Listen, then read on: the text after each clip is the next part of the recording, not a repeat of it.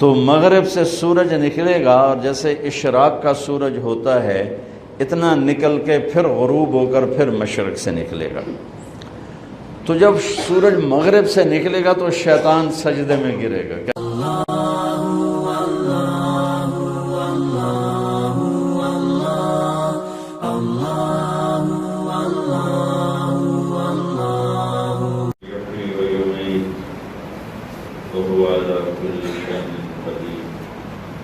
وأشهد أن لا إله إلا الله وحده لا شريك له وأشهد أن سيدنا ومولانا محمدا عبده ورسوله أرسله بالحق بشيرا ونذيرا وداعيا إلى الله بإذنه وسراجا منيرا صلى الله تعالى عليه وعلى آله وعلى أصحابه وبارك وسلم تسليما كثيرا كثيرا أما بعد أعوذ بالله من الشيطان الرجيم بسم الله الرحمن الرحيم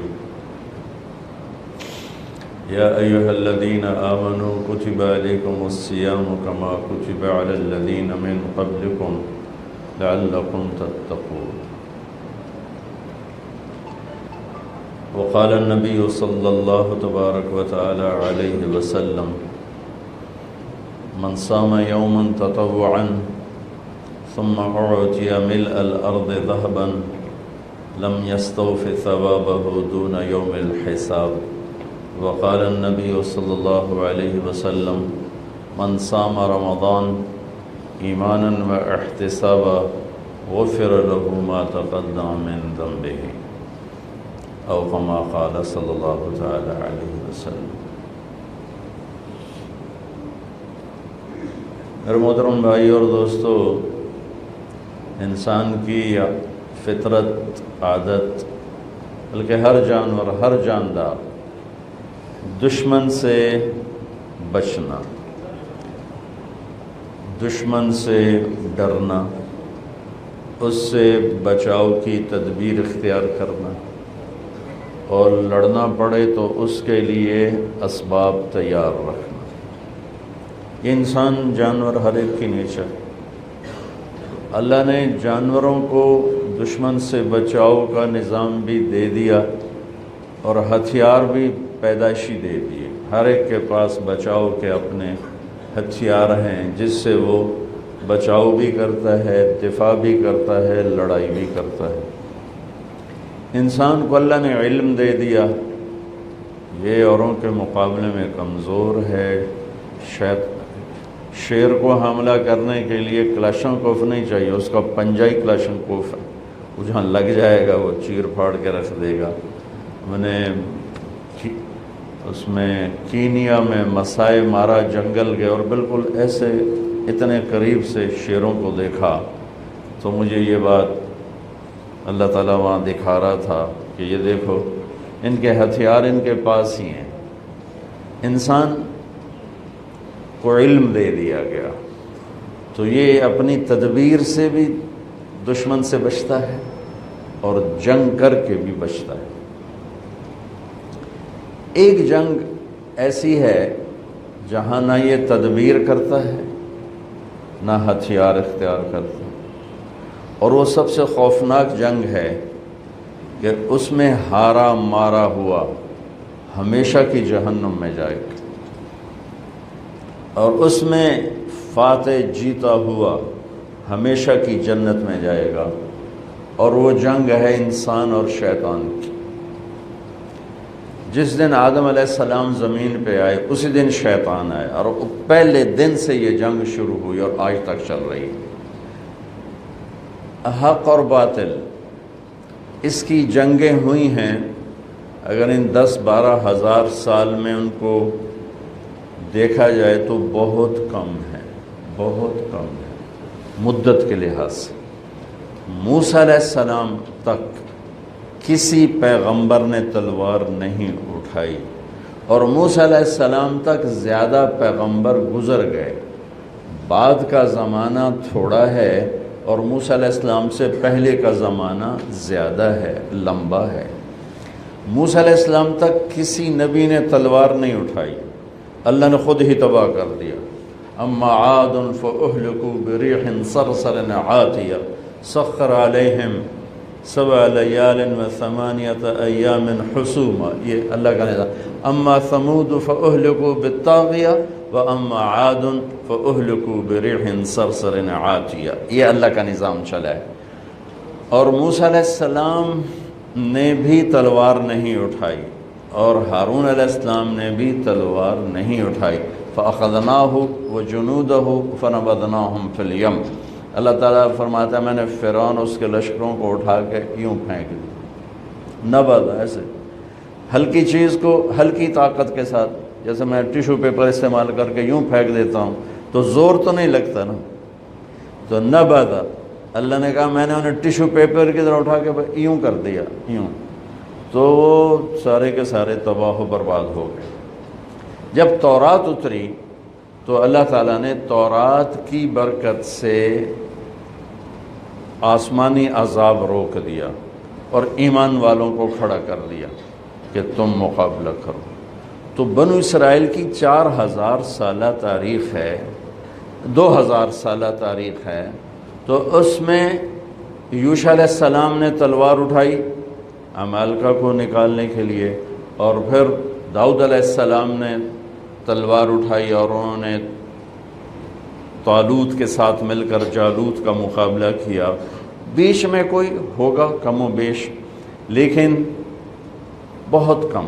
میرے نبی نے تلوار اٹھائی اور کمال ہے، اتنی خون خوار قوم جنہیں مار دینا، مر جانا کوئی مسئلہ ہی نہیں تھا، اور بستر پہ مرنا اپنے لیے شرم سمجھتے تھے، عیب سمجھتے۔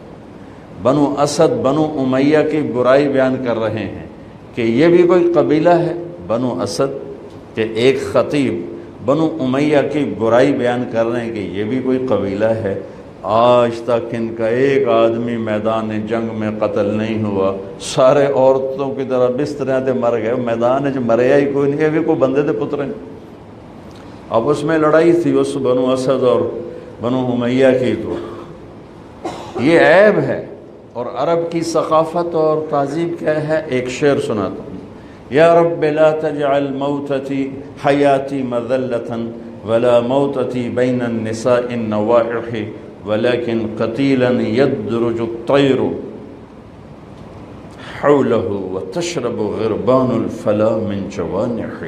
یا اللہ، ایک تو مجھے ذلت کی زندگی نہ دینا، اور ایک میری موت بستر پہ نہ آئے، میری موت جنگ میں آئے اور پھر میری لاش کو گدھ نوچ رہے ہوں اور کوے میرا خون پی رہے ہوں، مجھے ایسی موت چاہیے۔ یہ ان کی فطرت، یہ ان کا ماحول۔ ابو جہل پر جب عبداللہ بن مسعود سوار ہوئے قتل کرنے کے لیے تو کہنے لگا کون؟ کہا میں ابن مسعود کا چرواہے کا بیٹا، چل میری ذرا نیچے سے گردن کاٹنا تاکہ لوگوں کو پتہ چلے بڑا سردار ہے۔ ٹھیک، یہ ان کے، اس میں میرے نبی نے 10 سال جنگوں میں گزرے اور ٹوٹل 1018 بندے قتل ہوئے۔ ٹوٹل 10 سال کی جنگوں میں ٹوٹل 1018 بندے قتل ہوئے۔ 259 جس کو 259 259 صحابہ شہید ہوئے، اور 759 759 759 کافر قتل ہوئے، اور پورے عرب میں اسلام پھیل گیا۔ کیا کمال ہے، کیا کمال ہے۔ ہاں، ایک جنگ پہلے دن سے چل رہی جو آج بہت زوروں پر ہے، وہ ہے میری اور شیطان کی جنگ، آپ کی اور شیطان کی جنگ۔ تو اس نے چیلنج کیا تھا جب اللہ تعالیٰ نے کہا کہ فخرج ان علیک اللعنۃ الی یوم الدین، دفع ہو جا، میری نظروں سے دور ہو جا۔ تو وہ کہنے لگا انظرنی الی یوم یبعثون، کہ مجھے زندگی دے پھر دیکھ میں کیا کرتا ہوں تیرے بندوں کے ساتھ۔ اللہ نے کہا انک من المنظرین، جا میں تن دے دیتی۔ کہنے لگا اچھا اب سن، فبما اغویتنی، مجھے دھکا دیا نا تو نے، لَأَقْعُدَنَّ لَهُمْ صِرَاطَكَ الْمُسْتَقِيمِ، جو راہیں تیری طرف جاتی ہیں وہاں ڈیرے ڈالوں گا، خیمے گاڑوں گا، چلہ نہیں لگاؤں گا، 4 مہینے نہیں، سال نہیں، صرف جمعے کی تقریر نہیں، صبح کا خطبہ نہیں، رات کو درس حدیث نہیں، ہو تو 20 منٹاں تو پتہ ہی نہیں لگتا کتنے گئے۔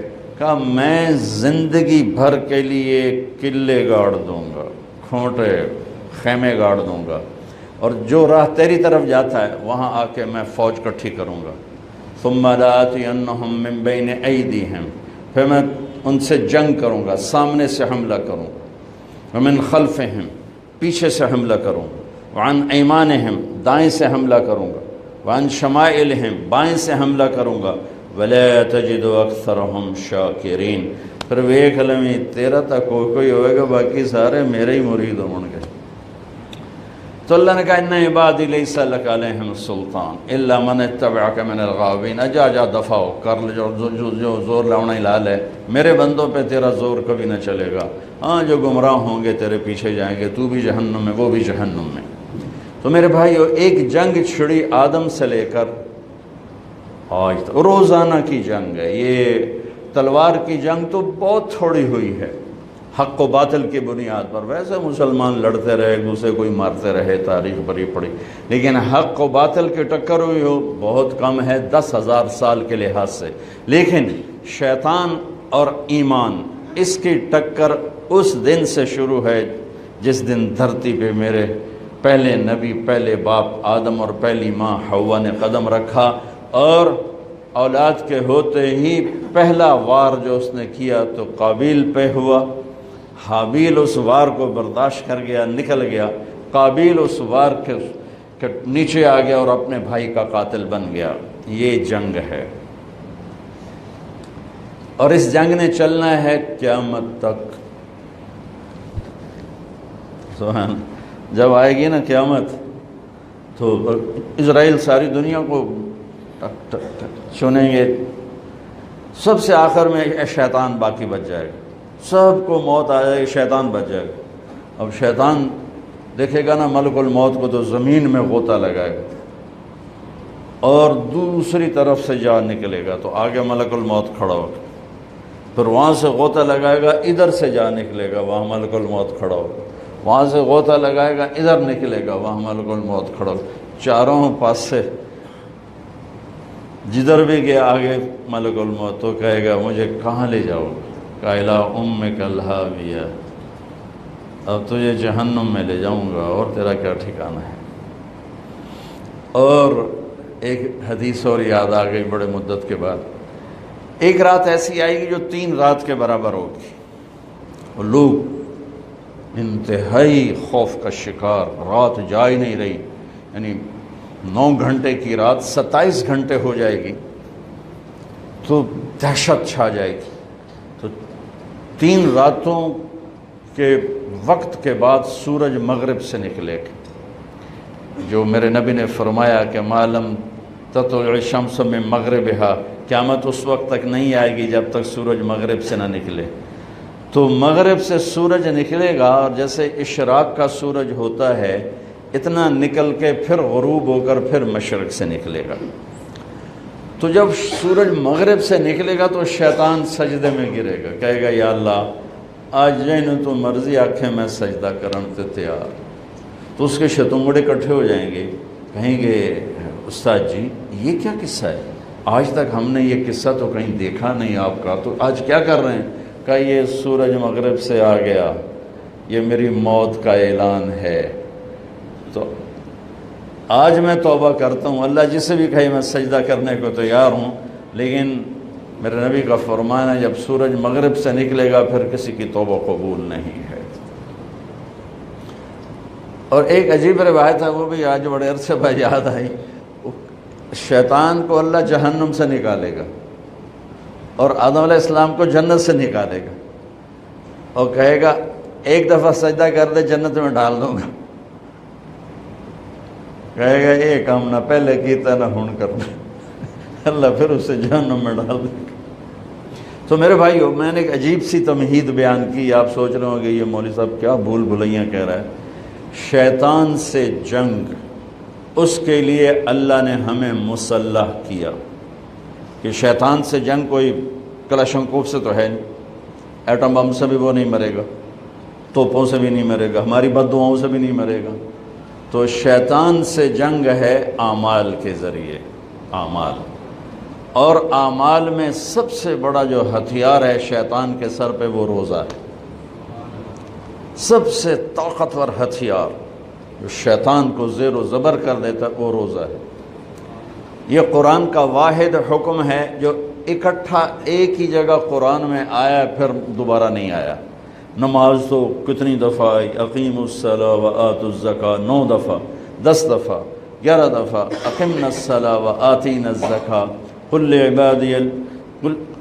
لعبادی یقیموا الصلاۃ اقیموا الصلاۃ، بڑا پڑا، اصبروا صابروا رابطوا اتقوا اللہ اذکروا اللہ انفقوا۔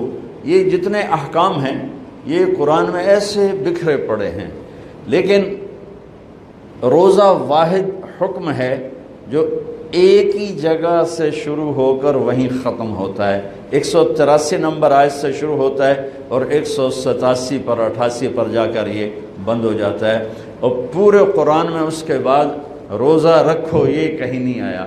روزہ الصائمین والصائمات یہ قرآن میں آیا ہے، الصائحون یہ قرآن میں آیا ہے، لیکن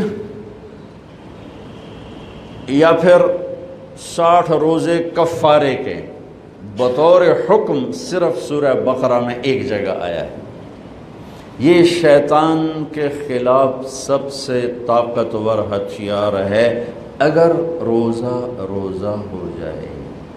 جتنے شیطان کے ہتھیار ہیں یہ روزہ سب کو بیکار کر دیتا، ان کو ڈیفیوز کر دیتا، ان کو سب کو ختم کر دیتا ہے۔ اگر روزہ رکھنے والا، روزہ رکھنے والی ایسے روزہ رکھ لے جیسے میرے اللہ نے کہا، جیسے میرے نبی نے فرمایا، تو شیطان کی طاقت بکھر جاتی، ٹوٹ پھوٹ جاتی۔ پہلی امتوں پہ فرض ہوا، ہم پر بھی فرض ہوا، تو اللہ تعالیٰ نے ہماری تسلی کے لیے کتب یا ایھا الذین آمنوا ایمان والو کتب علیکم الصیام، میں نے تم پہ روزے فرض کیے ہیں، کتب علیکم الصیام کما کتب علی الذین من قبلکم، جیسے میں نے پہلوں پہ فرض کیے، تسلی کہ تم پہلے نہیں ہو، تم سے پہلوں پر بھی یہ فرض ہوا ہے۔ اور پھر ان کا فرض ہمارے فرض سے بہت زیادہ ہیوی ویٹ ڈیوٹی کہ ان کا روزہ 24 گھنٹے، ہمارا روزہ سحری سے افطاری، افطاری سے سحری، ان کے روزے کے 24 گھنٹے تھے، چاہے روزہ سردی میں ہو چاہے روزہ گرمی میں ہو، 24 گھنٹے گزارنے ہیں۔ ہمارا سردی کا روزہ کتنا گھٹ جاتا ہے، 8 9 10 گھنٹے کا رہ جاتا ہے، گرمی کا روزہ 14 15 گھنٹے تک جاتا ہے اور پھر افطار ہو جاتا ہے۔ ہمارے اوپر بھی روزہ ایسے ہی فرض ہوا جیسے پہلی امتوں پہ فرض ہوا۔ تو ایک صحابی اچھا، اور روزے کا اگلا روزہ کیسے شروع ہوتا تھا؟ میں نے افطاری کھائی، بیٹھے بیٹھے سو گیا یا لیٹ کے آنکھ لگ گئی، روزہ شروع ہو گیا، آنکھ لگتے ہی روزہ شروع۔ قیس بن سرمہ ایک صحابی ہیں، اونٹ چراتے ہیں، گھر آتے ہیں، روزہ رکھا ہوا ہے، بیوی سے پوچھتے ہیں کوئی ہے کھانے پینے کا روزے کی افطاری کا؟ وہ کہتی ہیں ہے تو کوئی نہیں، میں لے آتی ہوں تمہارے لیے۔ وہ لینے گئیں، ان کو دیر ہو گئی، یہ لیٹے تھکے تھے، آنکھ لگ گئی، سورج ڈوب گیا۔ جب وہ واپس آئیں تو یہ سوئے پڑے تھے، تو انہوں نے کہا ویل لک یا ابن سرمہ، ارے سرمہ کے بیٹے تو مارا گیا۔ وہ اٹھ کے بیٹھا، کیا ہوا؟ کہ اگلا روزہ شروع ہو گیا۔ پچھلا روزہ بھی کوئی ایسا نہیں تھا ساڑھے ذرا پراٹھے پاڑتے بیٹھے ہوئے ہیں، وہ سالی کھجور کھا کے ہی روزہ رکھتے تھے، اور افطاری بھی ایسے نہیں ہوتی تھی بھی سارے فیصل آباد دے سموسے جڑے پورے سال اتنے نہیں وکتے جتنے رمضان چ وکتے۔ روزہ صحت کے لیے تھا، ہم نے بیماری بنا لیا، سموسے بھی اندر، پکوڑے بھی اندر، 7 اپ بھی اندر، روح افزا بھی کی بلائیں پیتی چندن پیتی کھاتی بھی چندن پیتی چند۔ عید تے اگلے دن ڈاکٹراں دی موج لگی ہوندی، جو لین لگی ہوندی سارے۔ ابن سرمہ تو مارا گیا؟ کہا کیا ہوا؟ کہا روزہ شروع ہو گیا۔ کہا ہوئی۔ ظہر کی نماز مسجد میں پڑھنے آئے، بے ہوش ہو کے گر گئے۔ تو آپ نے لوگوں سے پوچھا کیا ہوا، بے ہوش کیوں ہو گیا؟ کہا جی وہ روزہ 24 گھنٹے کا رکھا تھا۔ تو بس یہ میرے نبی کے دل پہ اپنے درد قرآن اتار دیا۔ چلو کلوا واشربوا حتی یتبین لکم الخیط الابیض من الخیط الاسود۔ چلو میرے حبیب، آپ کے دل پر تو غبار نہیں ہم دیکھ سکتے، آپ کی امت کے لیے آسانی کر دی، ساری رات کھاؤ۔